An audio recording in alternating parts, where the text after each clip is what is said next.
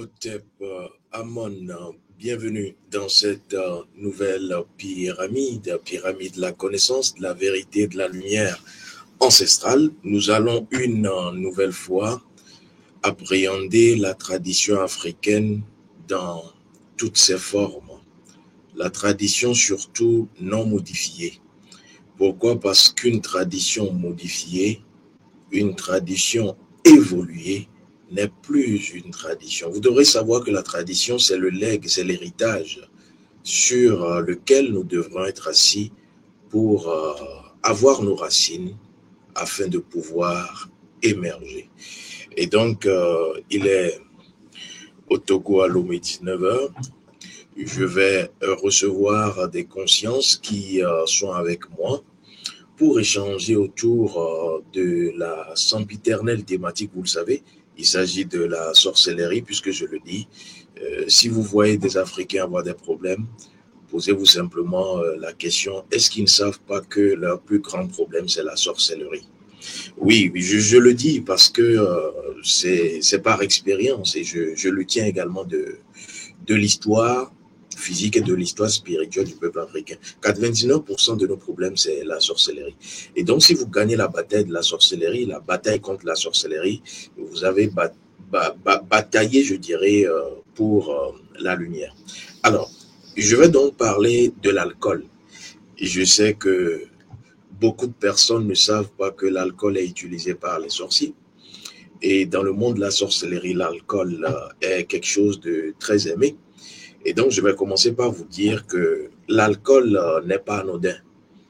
L'alcool a un pouvoir, une force, une puissance, je dirais, bénéfico-maléfique. Je pèse bien mes mots, bénéfico-maléfique. Pourquoi? Parce que l'alcool peut être utilisé aussi bien pour le mal que pour le bien. Et je vais commencer par vous donner un premier cliché. Dans le monde de la sorcellerie, les sorciers peuvent faire d'une personne un alcoolique ou une alcoolique invétérée. Les sorciers peuvent le faire simplement à cause de la nature de l'alcool, la nature spirituelle. Et je vais vous l'expliquer bientôt. Simplement parce que l'alcool est utilisé dans le monde de la sorcellerie, dans son aspect, je dirais, décentré, déconnecté. Et donc, en sorcellerie, on l'a déjà vu, des personnes qui, du jour au lendemain, vont commencer par picoler, vont commencer par être addictes. L'addiction cache des entités. Toute addiction cache derrière des entités. Et donc, je vous le dis, il ne s'agit pas de juger la chose, il s'agit de comprendre la chose et de savoir comment on l'utilise.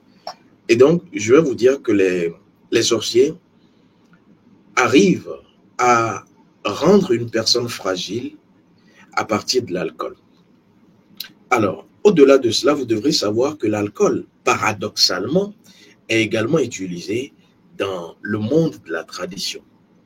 Comment est-ce qu'on peut expliquer le fait que l'alcool puisse être utilisé par les sorciers pour rendre une personne, je dirais, dépendante à vie à l'alcool, et pourquoi est-ce qu'on l'utilise également dans, je dirais, la tradition depuis la nuit des temps?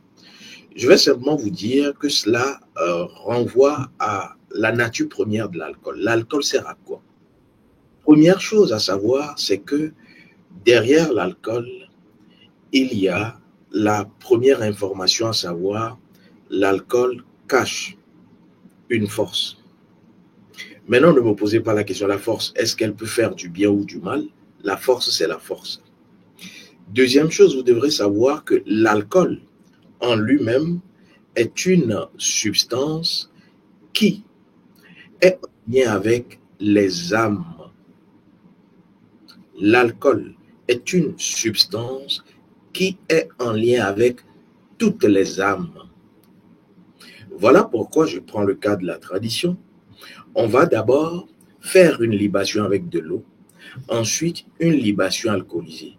Voilà pourquoi il y a un danger lorsque vous ne savez pas faire la libation initiatique et que vous le faites simplement au hasard. Pourquoi? Je vais vous l'expliquer, vous comprendrez mieux. Lorsque vous prenez de l'alcool et que vous versez de l'alcool, Ce que vous êtes en train de faire, c'est très simple. Cela s'appelle dans le monde spirituel une convocation.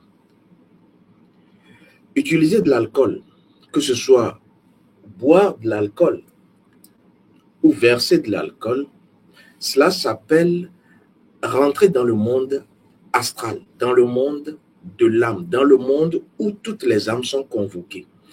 Voilà pourquoi lorsque des choses ont été copiées dans nos traditions, ils vont dire que l'autre personnage a changé l'eau en vin. Bon, pourquoi est-ce qu'on change l'eau en vin? L'eau est en lien avec l'esprit. Le vin, c'est de l'alcool, c'est en lien avec les âmes. Donc, vous devrez savoir qu'à chaque fois que vous avez de l'alcool, vous avez une substance qui vous permet de convoquer toutes les âmes. Et quand je parle de toutes les âmes, c'est de tous les règnes, de toutes les espèces. Tout est convoqué à partir de l'alcool. Il y a la communion des âmes derrière l'alcool. Et quand on parle de convocation des âmes, c'est aussi bien les âmes bénéfiques que les âmes maléfiques. C'est aussi bien les âmes errantes que les âmes avortées. C'est tout ce mélange d'âmes-là, de toutes les espèces, règne minéral, végétal, animal, qui seront convoquées. Derrière, tenez-vous bien, l'alcool. Donc déjà, si vous comprenez cela, vous avez le premier déclic. L'alcool permet de convoquer. C'est une convocation qu'on tend au monde astral. Voilà pourquoi l'eau est plus fort que l'alcool. C'est pour cela que j'enseigne les libations initiatiques, pas les libations d'œufs. L'eau est plus puissante que l'alcool. Puissante que l'alcool. Pourquoi? Parce que l'eau est du monde de l'esprit. L'alcool est du monde de l'âme. C'est d'ailleurs ce pourquoi dans la tradition, on va commencer par verser de l'eau. Parce que l'eau, c'est l'ouverture. Et ensuite, on verse l'alcool. Parce que l'alcool, c'est la convocation. On vient au corps du devoir. L'eau, c'est l'introduction. L'alcool, c'est le corps du devoir. Exposer des motifs. Maintenant, le sorcier, sachant cela, je vous ai dit que je vais vous dévoiler tellement de secrets. Le sorcier, sachant cela, qu'est-ce qu'il fait? Il recherche votre faiblesse d'âme. Vous savez, dans la journée, nous avons tous des faiblesses d'âme.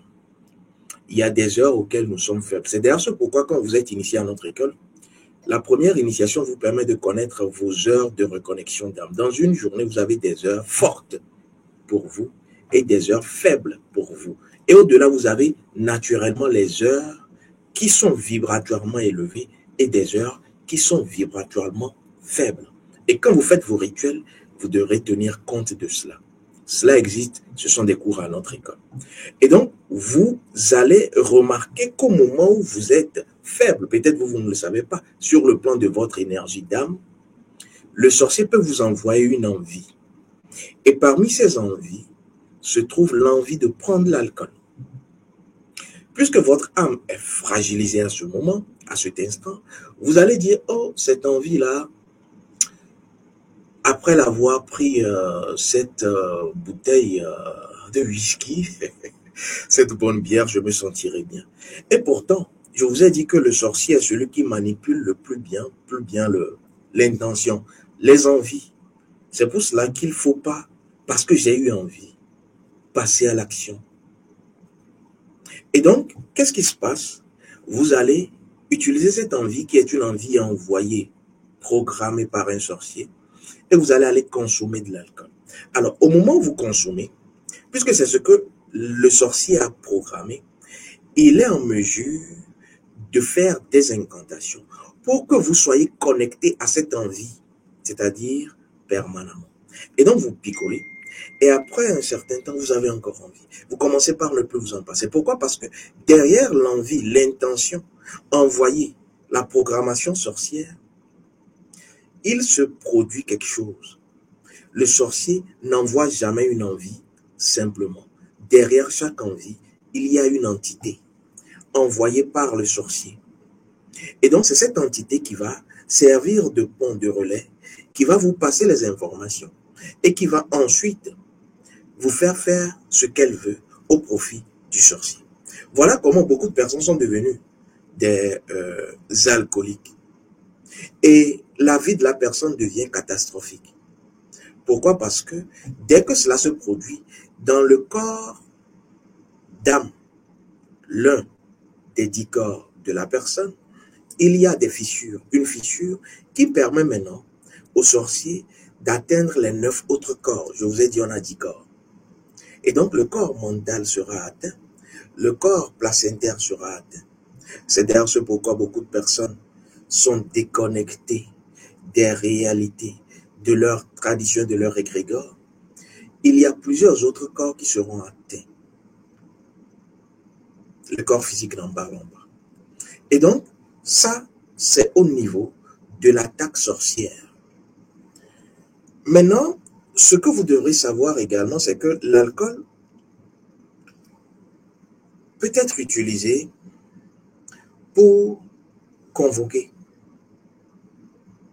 le sorcier également. Comment cela se passe? C'est tout simple. Il faut éviter de boire de l'alcool parce qu'on a envie de boire de l'alcool. Il faut aller vers l'alcool avec ce que je viens de vous apprendre, c'est-à-dire l'alcool est un convocateur. L'alcool convoque. Je mets une bouteille d'alcool là sur cette table ici. J'ai l'élément qui peut me permettre de convoquer toutes les âmes. Mais je les convoque pourquoi? Pourquoi? Parce que si je verse de l'alcool sur une table, soyez-en sûrs, les entités qui sont liées à l'alcool seront là. Les âmes qui sont reliées à l'alcool seront là. Mais si je n'ai pas l'autorité nécessaire de pouvoir assujettir, missionner ces entités, les mettre sous ordre, je serai celui qui sera mis sous ordre. Voilà pourquoi dans nos traditions, les ancêtres ne prennent pas de l'alcool sans faire certains gestes qui sont très importants. Pourquoi? Parce que ces gestes éloignent les forces qui peuvent utiliser cet alcool contre celui qui le boit. Ce que vous avez donc à faire, c'est d'apprendre les informations et surtout les gestes qui vont avec l'acte de boire. Pourquoi? Parce que lorsque vous maîtrisez les gestes initiatiques ou les rites initiatiques en lien avec l'alcool, vous pouvez non seulement convoquer les âmes, mais convoquer un sorcier qui vous en veut. Parce que là, maintenant, vous avez l'autorité, vous avez le protocole, vous avez suivi un apprentissage, vous savez comment cela se fait. Et vous commencez par votre âme, votre code d'âme. Ensuite, vous allez à votre code ancestral. Ensuite, vous allez à d'autres codes qui permettent d'asseoir une protection avant de tenir l'alcool, avant d'aller à l'alcool. Dans les sociétés secrètes, l'alcool est tellement utilisé parce que l'odeur de l'alcool n'est pas loin de l'odeur du sang.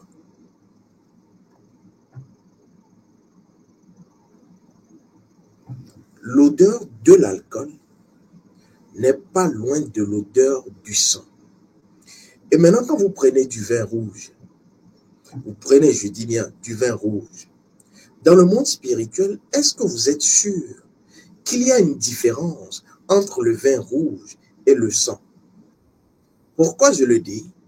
Parce que lorsqu'une entité arrive, c'est ce que vous avez dit avant de faire le rituel qu'elle prend. Et si vous n'avez rien dit, vous n'avez pas d'autorité, l'entité arrive, les forces arrivent, les âmes arrivent parce que l'alcool convoque les âmes. Et que quand elles arrivent, elles remarquent que vous ne vous connaissez pas vous-même. C'est dangereux. Voilà pourquoi certaines personnes qui ne se connaissent pas, qui n'ont aucune autorité, identité spirituelle, en prenant une bouteille de bière aujourd'hui, commencent facilement par devenir des alcooliques. Pourquoi? Parce que même l'endroit dans lequel l'alcool se trouve attire les entités. Regardez les bars. Regardez les endroits où on entrepose des boissons alcoolisées. Qu'est-ce qu'il se passe souvent? Oui, vous devrez le savoir. Et donc, ce que je vais vous demander, c'est que prochainement, lorsque vous voulez prendre de l'alcool, il faut maîtriser. Parce que le simple fait de prendre l'alcool met à nu votre corps d'âme. Je vous l'explique autrement. Lorsque je dis que l'alcool convoque les âmes, l'alcool convoque d'abord votre âme. Voilà pourquoi je vous ai dit, dans le rituel, dans la cérémonie, lorsque vous prenez de l'alcool, vous devrez d'abord invoquer votre code d'âme. Je l'ai dit en filigrane. Et c'est après avoir invoqué votre code d'âme, vous asseyez donc la première marche, vous invoquez votre code ancestral. C'est initiatique, c'est codé. Vous invoquez les autres codes de votre identité spirituelle. Vous avez la formule qu'il faut, la formule incantatoire, pour que quand les forces, les âmes arrivent, elles puissent être soumises. Sans quoi, à chaque fois que vous allez prendre de l'alcool, vous le prenez donc au hasard, et donc vous faites la collaboration, vous êtes en partenariat avec des forces. C'est d'ailleurs ce pourquoi vous devrez donc commencer par apprendre, comme je l'ai dit, les rites qui sont liés avec l'alcool. Parce que l'alcool également amène non seulement les âmes, comme je l'ai dit, de toute nature, mais est en lien avec les âmes également accidentées. Dans notre tradition dit Jobeton, ceux qui sont morts d'une mort violente. Lorsque vous avez de l'alcool, elles sont, ces âmes, facilement convoquées. Et c'est pour cela que vous devez faire très attention. Les endroits où vous fréquentez, où il y a de l'alcool, sachez qu'il y a des entités de ce genre, des âmes de ce genre, qui sont également là. Voilà pourquoi une personne peut commencer par avoir une habitude, un caractère forgé, simplement parce qu'elle fréquente certains endroits. Et tout cela ouvre des portes à la sorcellerie. Et quand vous êtes un alcoolique invétéré, on peut facilement vous avoir. C'est pour cela qu'il faut, c'est pas interdit, il faut savoir comment aller à l'alcool. Quels sont les gestes à faire? Pourquoi je vais à l'alcool? Comment j'utilise l'alcool? C'est très important. Alors, je vais commencer par prendre quelques questions et quelques commentaires. J'ai ici la conscience à vie qui est là, la conscience Edith qui est là, la conscience félicité. Attendez, je vais chercher une bouteille d'alcool que je vais mettre derrière. Et on sera en phase avec ce qui se dit. Alors, je salue la conscience à vie, le premier être là, conscience à vie au TEP, depuis Paris. Salut la conscience au TEP, le premier être là, conscience à vie au TEP. Au TEP, j'ai ça. Eh bien, écoute,